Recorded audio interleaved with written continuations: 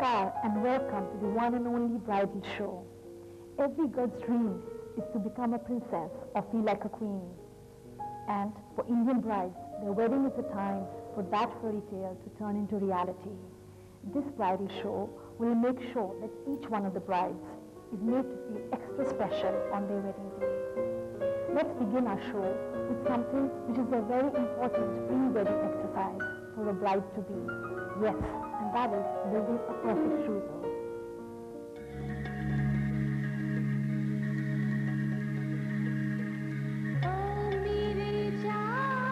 Bridal fashion has come of age.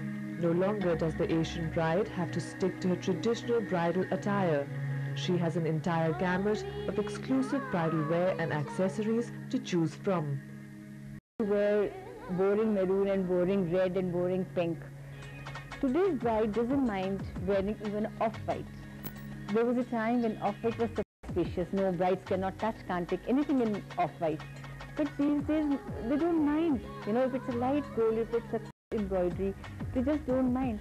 And the colors are very different what they used to be the colors for the bride. People love. Also, they like jade green, aqua green, different kind of things with a different kind of mix of different embroidery, different, you know, it's just not one lehenga and one embroidery on it. There's a mix of fabric, there's a patchwork by machine embroidery, then there is a hand embroidery on top of it. So many innovative things we do.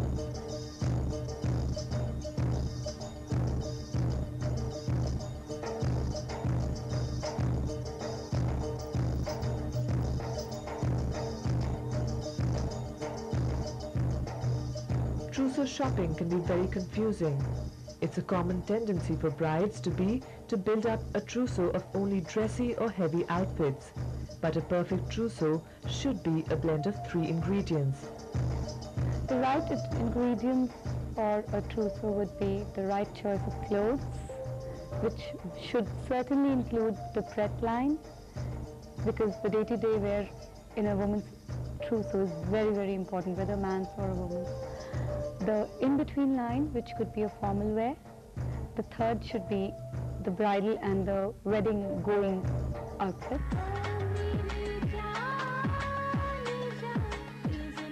Trousseau, as the name implies, is it consists of lunch wear, dinner wear. It's not just a bridal outfit. People have that misconception. They go out, they just want one outfit. But before you're getting married, you have other functions. You need clothes for that. After you're married, at least in our culture, there's a lot of dinners given by the groom's family, the bride's family, friends, relatives, and you need pieces to wear. Jewelry too needs to be selected in the same fashion. Light pieces for party and everyday wear and heavy sets for weddings. Accessories like matching bags and sandals can help one provide just the right trimming for a perfect trousseau. Good clothes and jewelry are essential for a bride to stand out, but even more important is for her to look radiant. Proper exercise, healthy eating, proper skin and hair care all contribute in making her look her very best during her wedding. Makeup plays a very important role in making a bride look good during her wedding functions.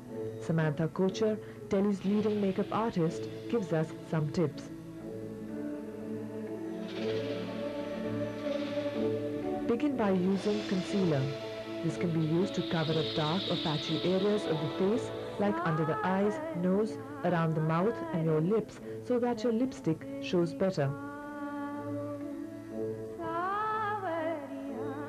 Concealer tone must always be a shade lighter than your skin color. Always pat it, never rub it.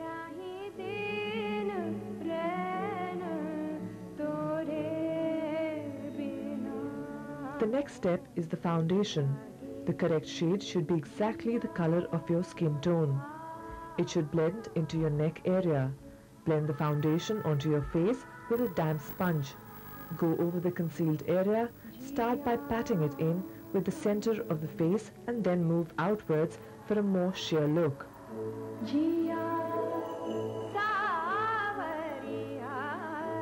You could also do the same movements with your fingers.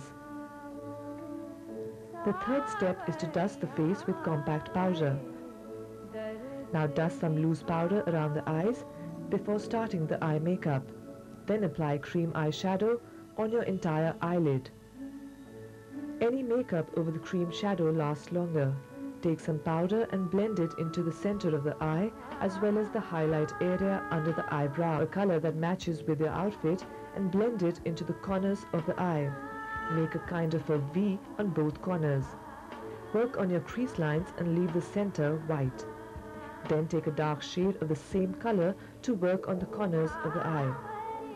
Before you do the final shading, you must use a liner. Always mix the liners, whether cake or bottle ones, with water. This gives a more natural look. Always brush your eyebrows to give a neat look. This is much better than using an eyebrow pencil, which gives a very cakey look. Finish of the eye makeup with a line of kajal or kohl pencil for the perfect Indian look. To start with, the first blusher, we use a color like this. This gives an extremely earthy look. Instead of otherwise we have these real pink patches. So you take your thing and you dust off your excess powder and you start with like circular motions.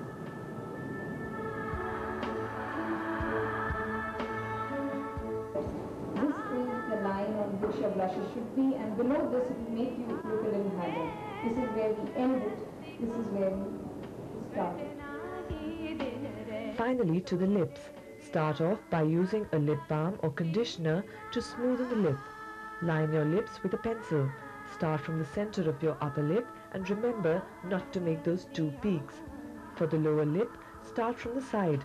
Blend in the pencil onto the rest of the lip before applying lip gloss. This gives an extremely lush look and also helps the lipstick stay on longer. For a pouty look, you could also highlight the center of your lips with a gold color. And your makeup is done.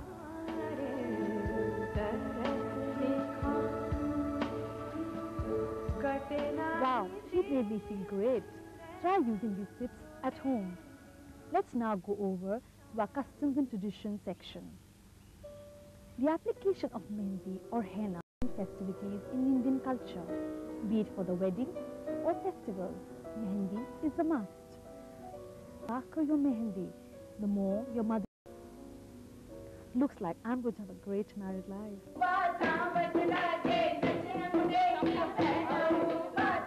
Indian weddings are one big party, full of color, song, dance and ceremonies.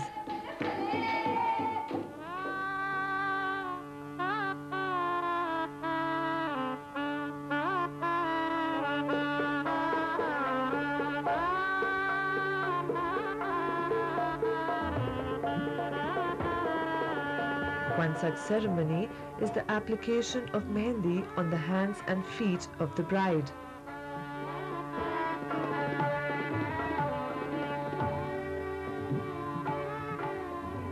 I've only had mehndi put during wedding ceremonies. Today is special because I'm getting married tomorrow, and it's an Indian ritual for every bride to have mehndi. It is a indication of hoping for good fortune, and I wish that your life is as colorful as the mehndi that you put on.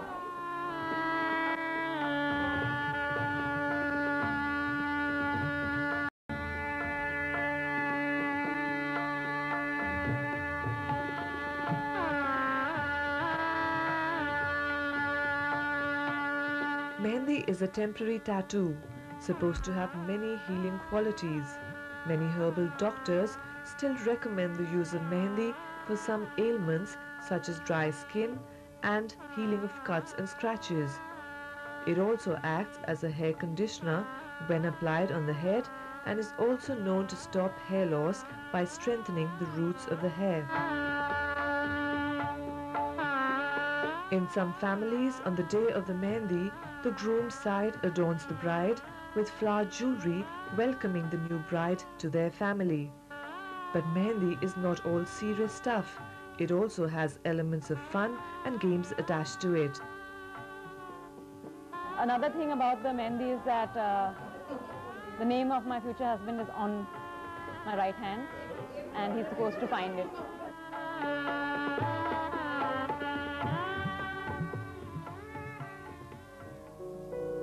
That brings us to the end of the episode of the Bridal Show. I had a great time and I hope you enjoyed yourselves as much. I'll be back next week with more exclusive stories on bridal wear, beauty tips and beautiful honeymoon spots. Till then, it's goodbye from me, Sonalika Luthra. Catch you again, same time, same day next week.